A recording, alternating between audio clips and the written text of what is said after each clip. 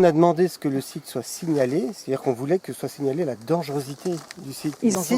Industriel. Donc effectivement, ça a été un site industriel, c'est bien de parler du passé industriel du pays. Mais pourquoi il n'y a aucune mention sur ce qui s'est passé, sur le fait qu'effectivement il y a une pollution qui n'est pas...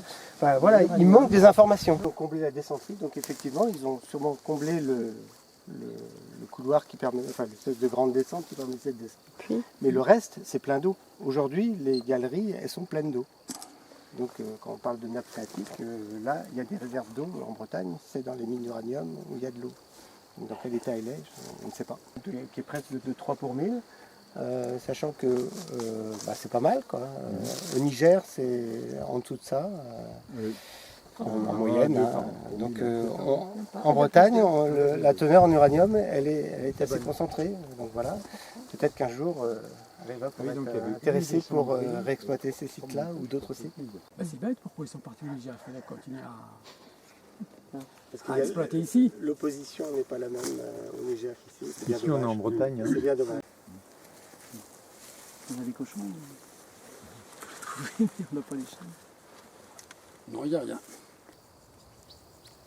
Ils ont, je crois même, ils ont rencontré, je crois, le ministère de l'Environnement à l'époque de Borloo, qui a vraiment pris des mesures de réhabilitation des sites. Sauf que le temps passe, mais les sites sont toujours dans l'état. Et ce qui est étonnant, avant les travaux, au moins sécurisés, mettre des barrières, des panneaux d'information. Et que là, on est à l'autre bout du cycle de l'uranium, le déchet final, quoi.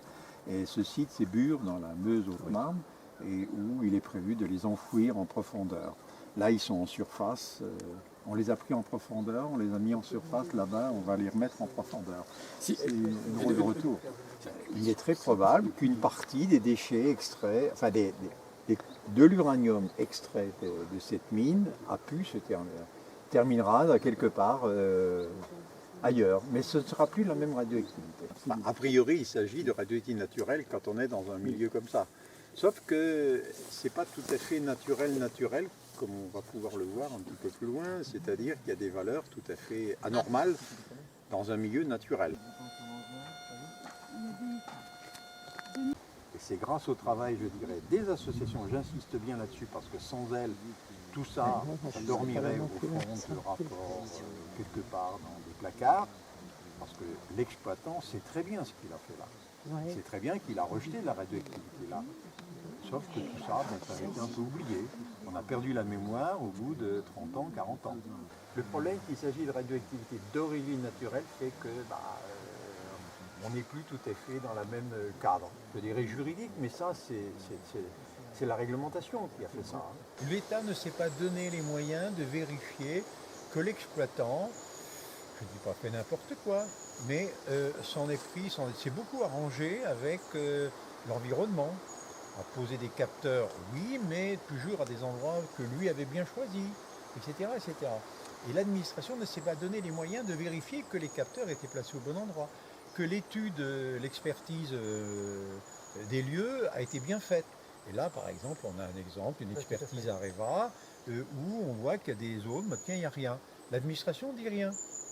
Et l'administration n'est pas venue voir ici que là où il n'y a rien, ça ne veut pas dire qu'il n'y a rien, ça veut dire qu'ils n'ont pas fait de mesure. Ça ne veut pas dire qu'il n'y a rien. Nous, on l'a vu qu'il y avait des choses dans ces endroits-là.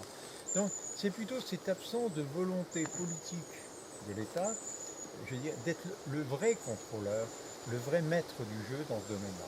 Et ça, moi, j'en veux vraiment à l'État pour ça.